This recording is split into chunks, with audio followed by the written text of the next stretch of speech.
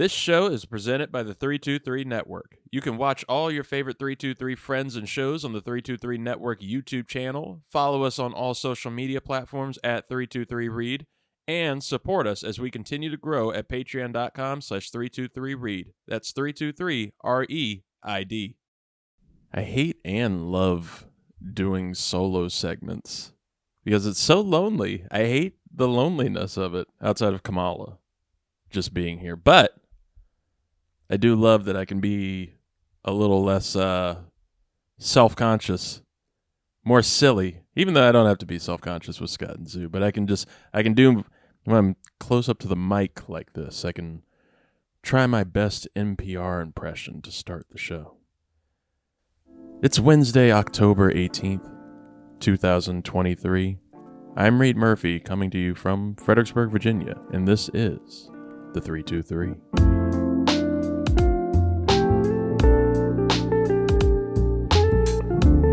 Yes, folks, welcome to the 323. I am your host, Reed Murphy. Thank you for listening, as always. Thank you for checking the show out. You may have seen some of this show already on the YouTube channel. Go subscribe to the 323 Network. You can get the best of this and our other wonderful, incredible show, 323 College Shame Day. Plenty more segments that we do. It is a fun show today because we have an incredible guest, a great author of The Big 100, The New World of Super Aging. William J. Kole is joining the show a little later. Look at that, another J. Kole. That's our second J. Kole on the show, along with Joshua Cole. We just need like J. Kole. We need to complete the trifecta. But we have him a little bit later to talk about age, longevity, and just what it means for all of us, how we can all eventually probably reach age 100. But what's the quality of life going to be like as we get there? How do we get there? What can we do to make sure that we get there? Can Tom Brady get to 100? Are we going to be plagued by that all the way through this time? Find out with Bill Kole a little bit later. But before we get into that, we're going to do a little bit, for the first time in a while, some news to know.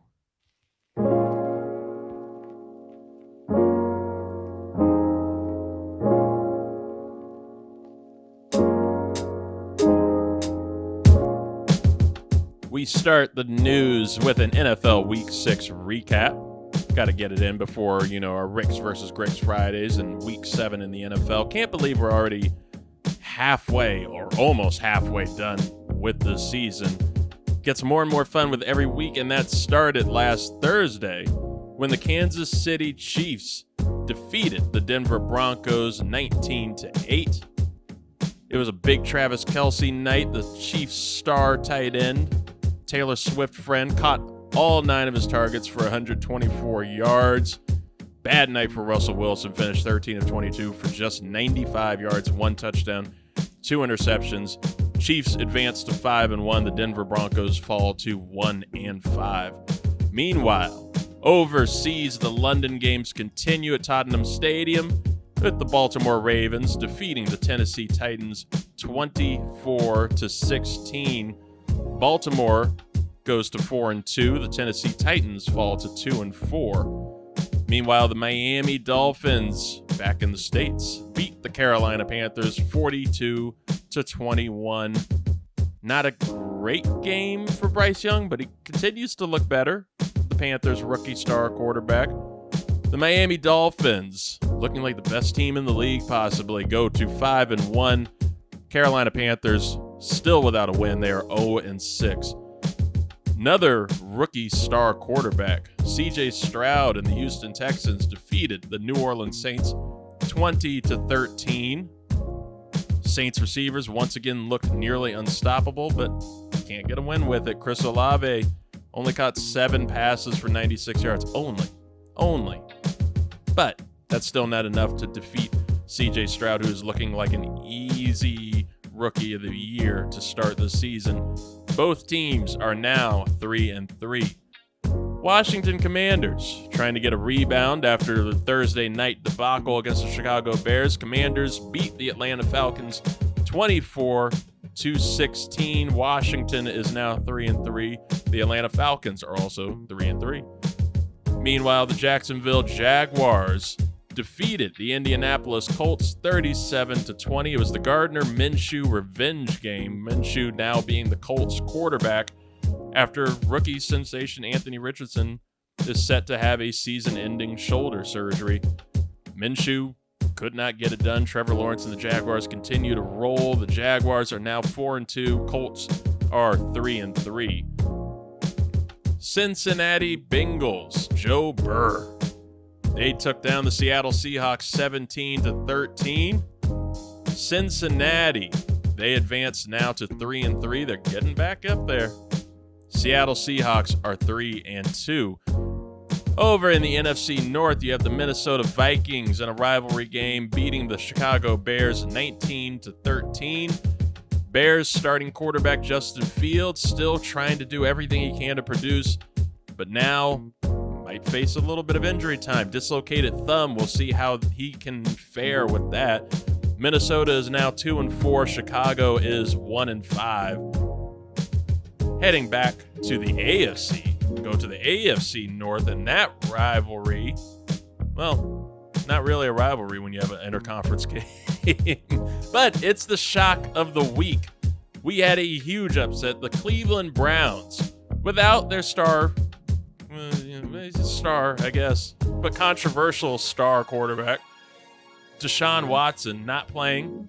Rookie backup, Dorian Thompson-Robinson, not playing, so it's P.J. Walker to the rescue, and they take down who? The San Francisco 49ers. The Browns beat the Niners 19-17. Huge game. The Browns, they advanced to 3-2. 49ers, first loss of the season. They are 5-1 now. Back to the AFC, the Las Vegas Raiders beat the New England Patriots 21-17. It's not looking good for old Bill over there. Patriots fall to 1-5. Raiders are 3-3 now. The Detroit Lions, America's sweetheart, they beat the Tampa Bay Buccaneers 20-6. Detroit is 5-1 now. 5-1. Meanwhile, the Tampa Bay Buccaneers are 3-2. The Los Angeles Rams beat the Arizona Cardinals in an NFC West showdown. They took them down 26-9. LA Rams advanced to 3-3, but they lose their rookie running back star, really. Kyron Williams, he will be out several weeks with an ankle injury. Meanwhile, the Arizona Cardinals, they fall to 1-5. But you want to talk upsets. Maybe you can argue the Browns is the biggest upset over the Niners, but you have another undefeated team still left in the NFC at that point. And who's going to take them down? That bad man, Zach Wilson, and the New York Jets beating the Philadelphia Eagles 20-14. Eagles look great, but that Jets defense, even without their star corner in Sauce Gardner and their number 2 corner in DJ Reed, still getting it done. You can't beat them. If Zach Wilson can hold on, who knows what you get. The New York Jets over in the AFC East, they are now 3-3. The Eagles fall to 5-1. Another matchup like that, Buffalo Bills. They beat the New York Giants. Not really an upset, but score was 14-9. The Bills won. Tyrod Taylor was the starting quarterback for the New York Giants with Daniel Jones out on a neck injury. The Bills, they now will be 4-2. The Giants, they fall to 1-5. And then finally, Monday Night Football, you had a rebound performance by quarterback Dak Prescott as he led the Dallas Cowboys to beat the Los Angeles Chargers in a fun but ref-heavy game, 20-17. The Cowboys move to 4-2 while the Chargers fall to 2-3. And closing out the little bit of NFL news that we've got, the Eagles, what happens? They lose. They go 5-1. They need reinforcements. They only call in 7-time Pro Bowler Julio Jones, wide receiver, well known for his time in Atlanta. He will now be a Philadelphia Eagle. And finally, Commissioner Roger Goodell signed a new contract extension that'll take him to over 20 years on the job. He'll now be running the league through March of 2027. Over to college basketball, actually. College star Caitlin Clark in Iowa set an all-time attendance record for women's basketball last weekend, bringing in 55,646 people for a charity exhibition match against DePaul. The game was held at Kinnick Stadium, home of the Iowa football team, and shattered the previous record of 29,619 held by the 2002 Women's National Championship game between UConn and Oklahoma. Go Iowa. Go Caitlin Clark. That's awesome. In a 10-0 victory over the Arizona Diamondbacks, Philadelphia Phillies slugger Kyle Schwarber, known for his famous Schwar bombs, or at least to me, I like to call them Schwar bombs, had his first postseason multi-home run game, tying the great Reggie Jackson for most ever by a left-handed batter in MLB postseason history. This performance helped push the Phillies to a 2-0 lead over the Diamondbacks in the National League Championship Series, keeping them 2 victories away from a trip to the World Series. The Texas Rangers also currently hold a 2-0 lead over the Houston Astros in the American League Championship Series.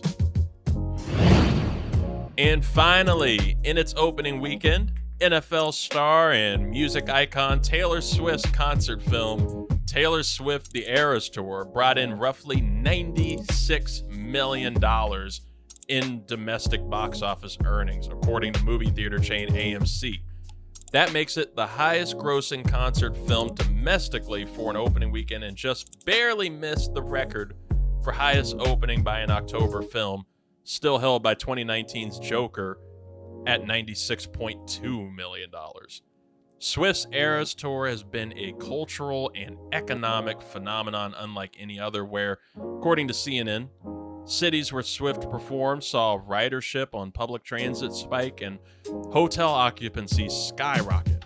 And even in Seattle, dancing Swifties caused seismic activity that one seismologist said was equal to a 2.3 magnitude earthquake. The Eras film has given fans who couldn't score a ticket because of either the Ticketmaster debacle or just the cost, it gave them a chance to sing, dance, dress up, and swap homemade Eras bracelets with other Swifties. The movie, directed by Sam Wrench, is nearly 3 hours long and was filmed over 3 nights at SoFi Stadium in Los Angeles this summer. No Travis Kelce post-credit scene, in case anyone was wondering. Well, our guest today is a fantastic writer and journalist who just released his first book, The Big 100, The New World of Super Aging, that you can pick up digitally or wherever books are sold. Welcome, William J. Kole, to the 323. Thank you, sir, for being here. It's such a pleasure to be with you, Reed. Yes. I'm very excited to have you on here because this is a topic that I really love talking about. I talk about it all the time with my mom, and so this is fascinating now to get into, especially with everything that's going on in the world. And the topic of aging has just always been so fascinating. And with these continued advancements that we have in healthcare and just how people seek to take care of themselves personally, and with just, I think, how we all take a deep look more, with our mortality as we at different points in life. What was it about aging and specifically advanced age that drove you the most to take a deep dive and write this book? Well, I think I've been sort of fascinated with the very old for my whole life. And it really traces back to my grandmother, who lived almost to 104. She was born in 1899 and she died in 2003. So her life touched parts of 3 centuries. How many of us could say that? Oh, yeah. So that was I've always was fascinated with her. And then when I was based in Paris as a foreign correspondent for the Associated Press, I was assigned to write about Jeanne Calment, who was the oldest person, still is the oldest person who ever lived. whose age could be authenticated by records. And she lived to 122 years and 164 days. So, covering that story, the story of her remarkable life, more or less turned a fascination into a full-blown obsession. And then fast forward to a couple of years ago, we're in the middle of COVID, and I had the idea to just check and see how are the 100-year-olds doing with COVID. And it turned out not very well, as you might expect, But in the course of talking with some experts about centenarians, I realized that we're about to see a huge wave of them. Our population's aging, and the numbers of people living to 100 spiking. That's curious. That makes me very curious. With one of the big questions that I had, and from some of our co-hosts on here, us mid-90s born kids, what's the life expectation for us going forward? Well, look, some of this is a little counterintuitive because, COVID hit our lifespans, our life expectancies right across the board and lowered them. The thing is that experts are expecting us to rebound from that as early as this year. And so there's a few things going on. One is that 1 in every 2 5-year-olds alive right now is projected to live to 100. So, there seems to be nobody, I don't think anybody's really looked specifically at millennials and Gen Z, but you can say fairly confidently that the trend lines are all moving towards longer lives and a greater chance of hitting a triple-digit age for all of us.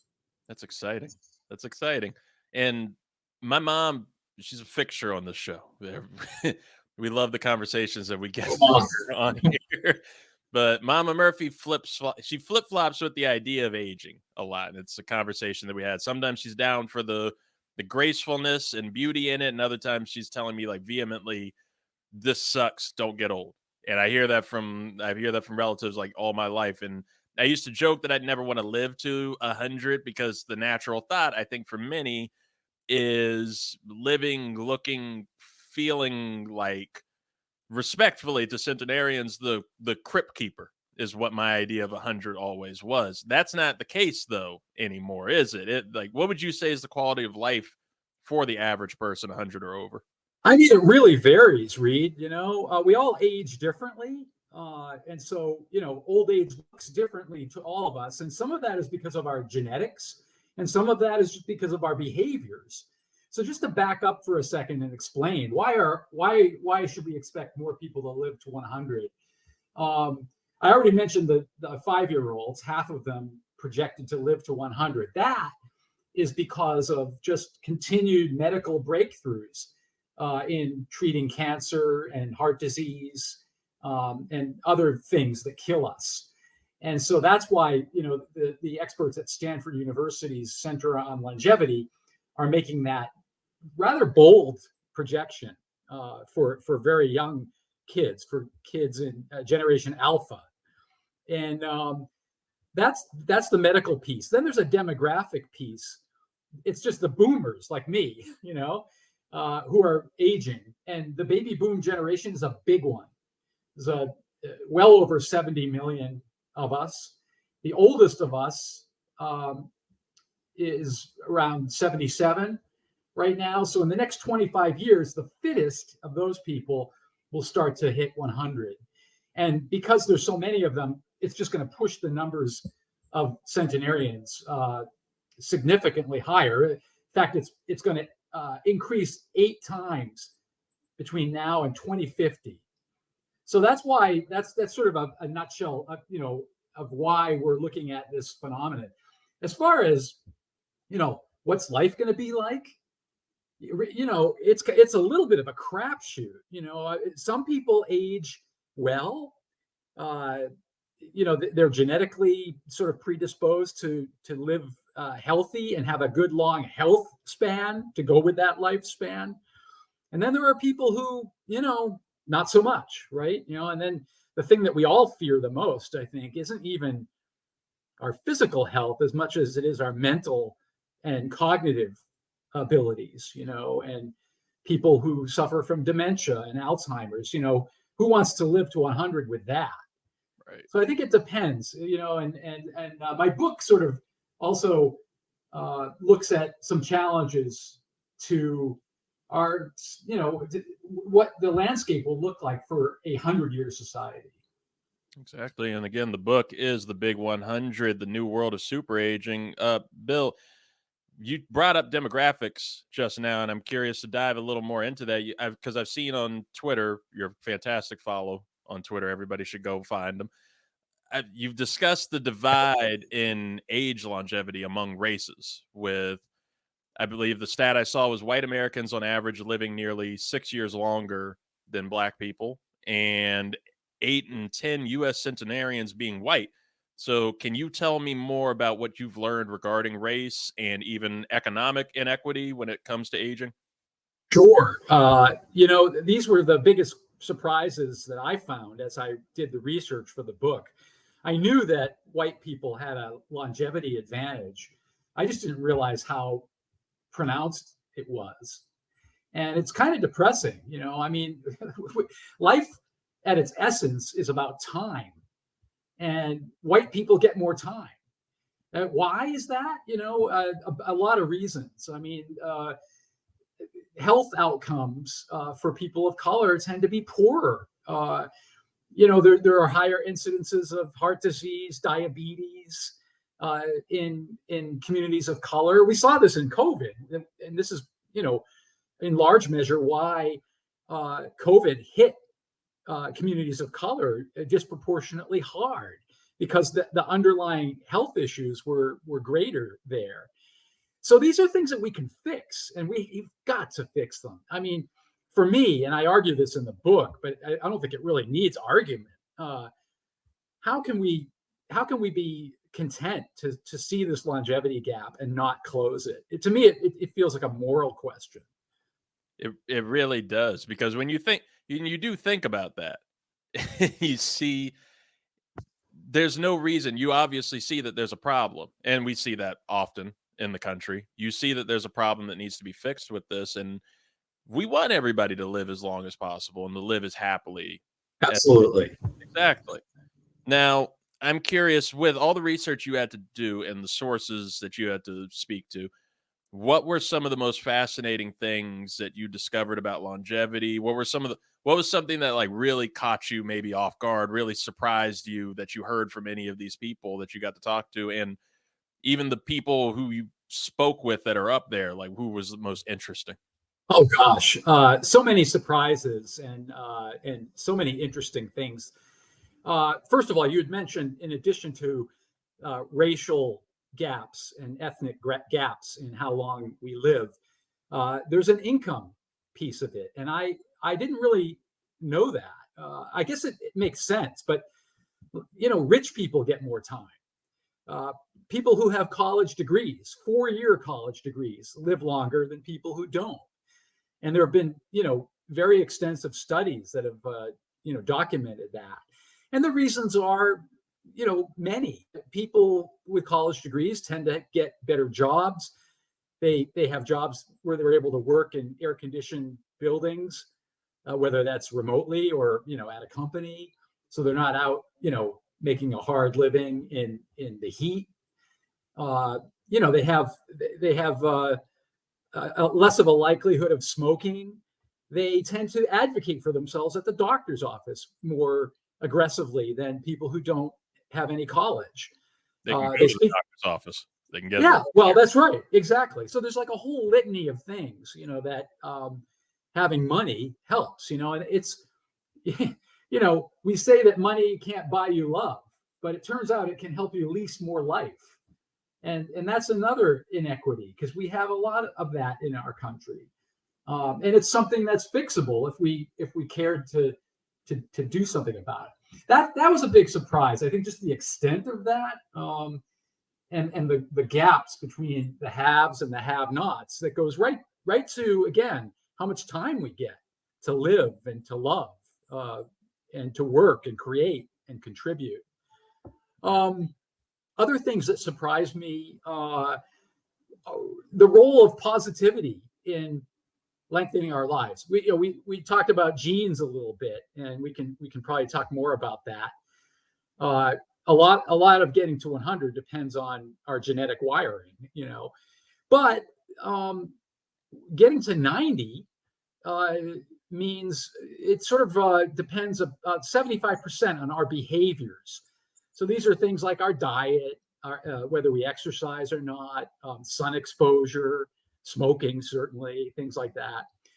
And then once you get to 90, it starts to flip, and genetics plays an increasingly greater role. So by the time you get to 100, the genetics piece is probably about 50% at play. By the time you get to 105, 75% is genetics. And then it just goes up sharply from there. So there are things we can do. And one of the things that we can do is be positive. And it adds life to, it's really amazing. I mean, one study at Harvard suggested that it could add as much as 7.5 years to our lifespan by being positive and, sort of keeping our chin up and looking on the bright side. All stuff that sounds, frankly, a little Pollyannish and a little, BS maybe at first blush, but it turns out that it really, there's a mysterious interplay between our minds and our bodies. That makes me happy. It makes me feel positive to hear, because that's how I try to live life. That's what we try to do with this show. I mean, you can see the colors behind you right now with how bright and positive it all is. That's a good way to go. Now, I don't want to go from positivity and be a complete downer on the topic, but I like exploring this route on here. That the first route to explore is climate change and this advanced. Sorry about my cat jumping in the middle here. Hi, come on. It's Friday the 13th, and you have a black cat in the shot. How cool is that? She's brown, so she's not perfect. She's just okay, but she's fantastically unlucky. Here we go. Now like calico almost. Beautiful. Yeah. Right. She's also a fixture on this show. She's knocked out the audio several times. It's great. But he gets 9 lives. So that's even more than what we're talking about. If she gets 9 lives, I'm ready to take 7 of them right now. But climate change and this advanced extreme weather that we're dealing with, this rapidly changing Earth that we live on, and the question of how do we cope with the idea of advanced aging when it also feels like we could outlive our own planet? I'm so glad you asked that, Reed. Honestly, this is sort of the wild card in all of this. I mean, if we don't do something about the climate crisis, we're not going to have any longevity, much less extreme longevity. I mentioned the boomers aging, and so we're going to see more people living to 100, whether they like it or not, actually. So for at least a time, there will be more centenarians, and that could coincide with the worst that the climate has to throw at us. It could make for a very unpleasant triple-digit experience for some people, because who wants to live to 100 years on a planet ravaged by extreme weather, and as a consequence of that, economic instability, political insecurity, all of that. So it's really it's even more important that we do something about the climate crisis. And what about those 5-year-olds we talked about? Half of them projected to live to 100. We owe it to them to fix this, or at least slow it down. Exactly. If you give me 1 second, I'm going to kick her out because now she's ripping up cardboard. We have a climate crisis and a cat crisis.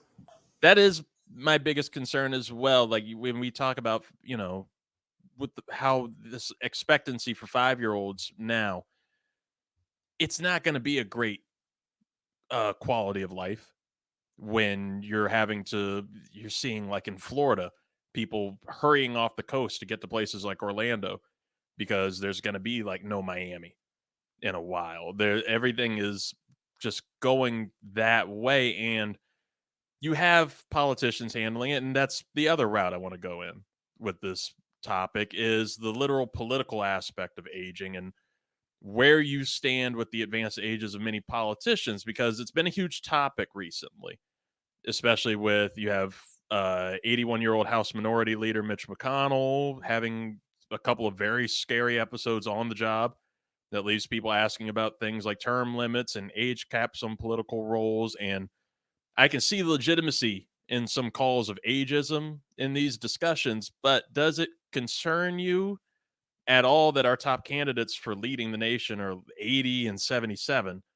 Because even if they're sharp and fit, and one of them doesn't particularly strike me as either of those, but no matter what the arrest records say, these roles, especially POTUS, take a lot out of even the youngest members of Congress and any political roles. Where do you stand on like age caps and limits? Yeah, I think this is of concern to all of us. It's really top of mind, and it's become a huge part of the American conversation. You're right. We have to avoid ageism. It's a tricky thing to deal with because we decided as a country way back in 1967 that age discrimination in the workplace would be illegal. And so how do we fix this and not break the law? It's really tricky. Again, as I said at the outset, we all age differently. So it's hard to impose standards on everyone. Some people, we've all met these people. My mom is 92 years old, still living independently in the house I grew up in Massachusetts. And she's spry as hell, man. My wife and I put up a video on TikTok of her walking through the grocery store. We could barely keep up with her. It's got almost 100,000 views, my mom, and then we've met people in their 60s who look ancient and active, So it's very difficult, I think, to impose standards, but we have to do something. The median age of Americans is just under 40 years old. It's like 39.5, something like that. That's the median age.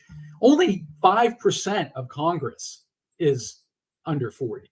So, we say we have a representative democracy, but there are a lot of people in our country who don't feel represented.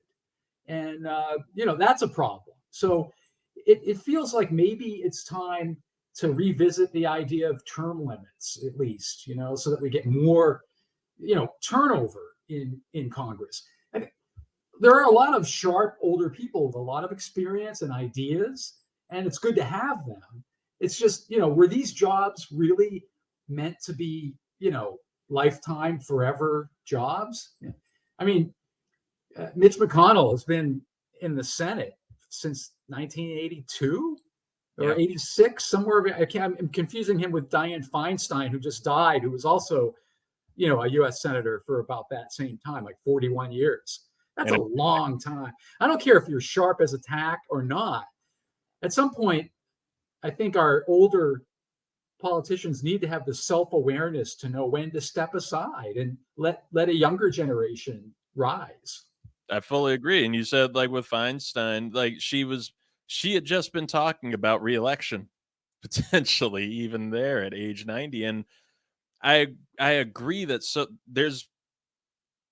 there is plenty to gain from having wisdom in Congress and people who have gone through the experience and have gone through all of this, who can, to have them delve that out to the younger members of the parties. It helps having an Elizabeth Warren who is very spry, who is very, witty and ready to go. It helps having somebody like that, but it gets scary when you see Mitch McConnell freeze up at the podium, or if I'm seeing President Biden riding his bike and I'm legitimately afraid for him to fall or something. It's kind of scary to see. Yeah, I mean, with Biden, I think sometimes he takes needless hits about that, because look, he is 80 and he is riding his bike. He's pretty fit, actually. And biologically, he's probably a lot younger than chronologically. That said, we're not the same at 80 as we are at 45. We're just not. There are changes to our brains, even the size of our brains. Our brains shrink a little bit, it begins in I think our 30s. And, by those ages, we've lost 1/10 of the size of our brains. And with that can lead some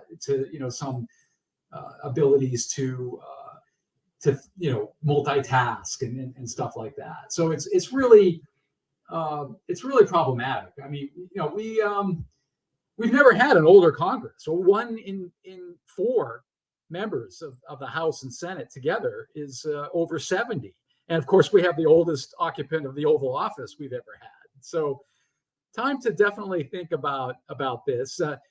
I think a lot of older people would happily vote for younger politicians.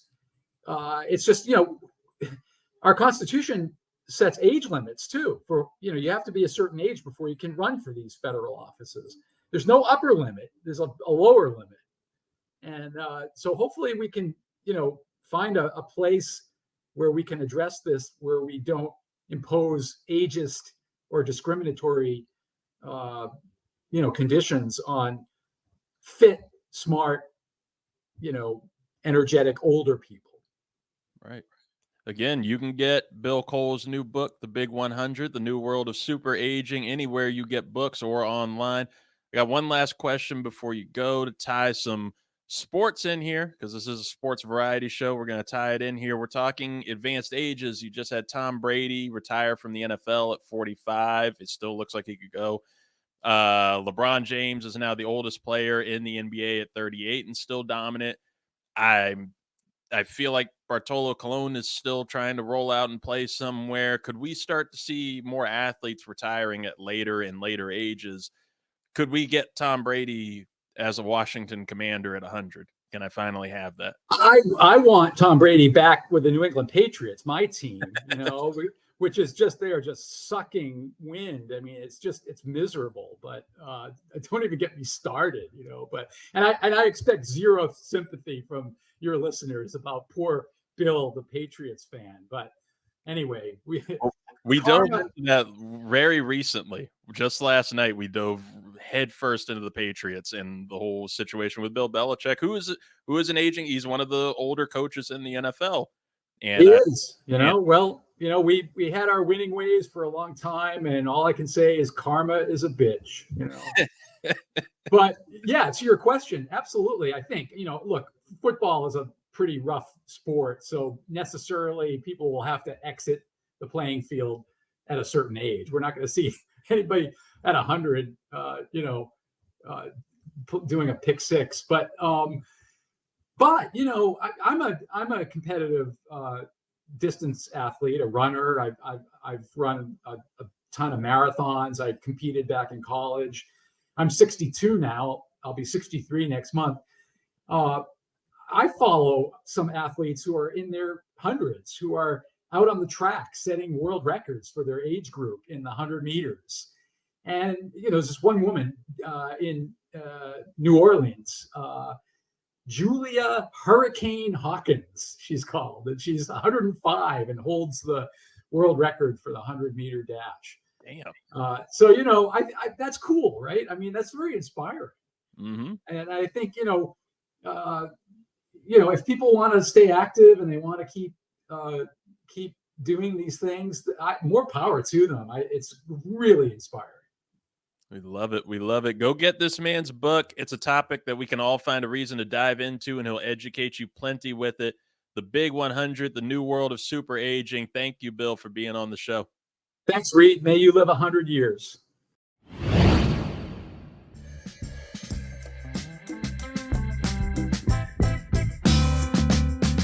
Thank you once again for listening, everybody. Again, go get Bill Kole's new book, The Big 100, The New World of Super Aging, anywhere that you get books, bookstores, Amazon, whatever. Go find it. And, of course, go check out and subscribe to the 323 Network on YouTube. The show looks great. You can see Kamala's annoying ass jump into the shot any chance that she can get on YouTube, the 323 Network. Go like and subscribe for us.